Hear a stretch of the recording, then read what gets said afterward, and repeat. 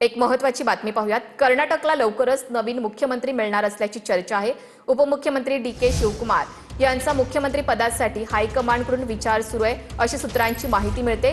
राज्यात विधानसभेत राहायचं की राज्यसभेत जायचं याचा निर्णय स्वतः मुख्यमंत्री सिद्धरामय्या यांना घ्यायचा आहे अशी सुद्धा सूत्रांची माहिती आहे। पण कर्नाटकचा मुख्यमंत्री बदलणार या चर्चा काँग्रेस नेत्यांनी मात्र फेटाळल्या आहेत। आजच्या बैठकीत मुख्यमंत्री बदलाबाबत कुठलीही चर्चा झालेली नाहीये। काँग्रेस सरचिटणीस के.सी. वेणुगोपाल यांनी ही माहिती दिली।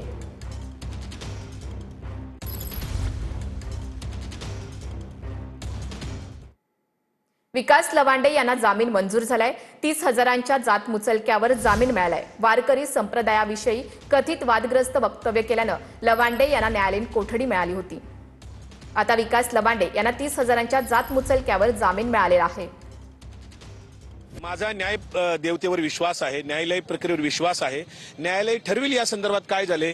जर मी भित्रा असतो किंवा लबाड असतो तर पळून गेलो असतो। संग्राम भांडारे पळून का गेला होता 4-5 दिवस। आणि संग्राम भांडारे हा जर वारकरी संप्रदायाचा चेहरा बनणार असेल, गुन्हेगार लोक किंवा बोंधू लोक जर वारकरी संप्रदायाचा चेहरा बनणार असतील तर हे लाजिरवाणी गोष्ट आहे। समस्त वारकरी जे पारंपरिक वारकरी आहेत, खरे वारकरी आहेत, या सगळ्या गोष्टीचा न्यायनिवाडा करतील। जनता जनार्दन न्यायनिवाडा करेल।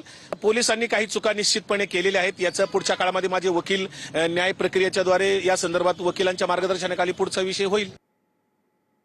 सतेज पाटील गोकुळ निवडणुकीच्या कामाला लागलेत। राजर्षी शाहू शेतकरी समविचारी आघाडीच्या माध्यमातून सतेज पाटील मैदानात उतरणार आहेत। सतेज पाटलांकडून आघाडीचं अधिकृत नाव जाहीर करण्यात आले।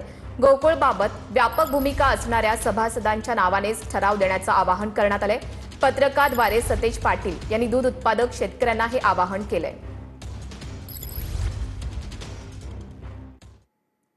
बकरी ईदमध्ये गायीची कुर्बानी देणाऱ्यांना फाशी द्या असं पॅरेख खान यांनी म्हटले। अल्पसंख्याक आयोगाचे अध्यक्ष पॅरेख खान यांनी ही मागणी केली। गायीची कुर्बानी देऊ नये यासाठी मौलवी फतवा काढण्याच्या विचारात आहेत असं सुद्धा पॅरेख खान यांनी म्हटलंय। गायीला राष्ट्रीय पशु घोषित करण्याची मौलवींची मागणी असल्याचं सुद्धा त्यांनी सांगितलंय। देखिए, मेरे पास 50 मौलानाओं की चिट्ठी आई है। क्या गोवंश को या गाय को राष्ट्रीय पशु घोषित करे, गाय काटने वाले को उसको फांसी की सजा दे। चर्चा के बाद वो पत्र निकालेंगे, एक फतवा निकालेंगे उस पे कि जो जानवर महाराष्ट्र में या देश में बैन है उसकी कुर्बानी हमको नहीं करनी है। वो कुर्बानी अल्लाह ताला कभी कबूल भी नहीं करेगा। आळंदीत ज्ञानेश्वर माऊलींच्या दानपेटीवर डल्ला मारण्यात आला होता। या संदर्भात एक अपडेट आहे।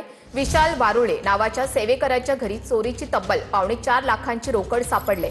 10, 20, 50 आणि 100 रुपयांच्या नोटांनी भरलेल्या पिशव्यांमधील तब्बल 4.25 लाख रुपये जप्त करण्यात आले आहेत। आम्ही जास्त चौकशी केली असता त्या ठिकाणी त्यानं पैसे जे काय आहे ते त्या पोत्यामध्ये घेऊन त्याच्यावरती हार ठेवायचा आणि तो घेऊन जायचा। अशा 3 वेळच्या घटना कॅमेऱ्यामध्ये कैद झालेल्या आहेत। लगेच संस्थांना त्या ठिकाणी नुसता अर्ज नाही तर त्याच्यावरती FIR लगेच तात्काळ दाखल केला। जे काही घटना आहेत 13 तारखेला घटना झाली, त्याच्यानंतर लगेच 22 तारखेला त्याच्यावरती गुन्हा दाखल केलेला आहे।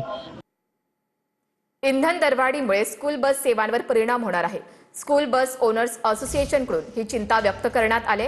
इंधन दरवाढ कायम राहिल्यास बस वाहतूक शुल्कातही वाढ करावी लागू शकते असा इशारा संघटनेकडून देण्यात आलाय। यावर उपाय म्हणून संघटनेनं काही सूचना केल्यात, पाहूयात। नुकतंच राज्य शासनाने एक अध्यादेश काढण्याचं आमच्या कानावर येतंय की ज्या शाळा आहेत त्या शाळा आता ऑनलाईन होण्याचे चान्सेस जास्त दिसत आहेत। पण ज्या लोकांनी आता स्कूल बसेस घेतलेल्या आहेत अशा स्कूल बस धारकांनी त्या स्कूल बसेस सांभाळायच्या कशा, त्याचे जे चालक आहेत, त्याचे ज्या मावश्या आहेत, यांच्यासाठी राज्य शासनाने काय उपाययोजना केलेल्या आहेत त्या तुम्ही आम्हाला सांगा।